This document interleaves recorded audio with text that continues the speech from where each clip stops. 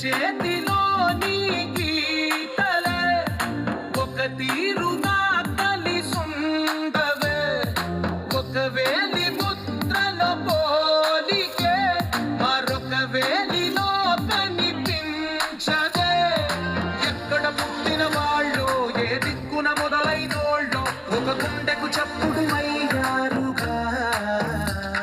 ఏ నింగిన గాలి పటాలో ఏ తోటన విరిసిన పూలు ఒక వాకిట ఒకటై ఉన్నారుగా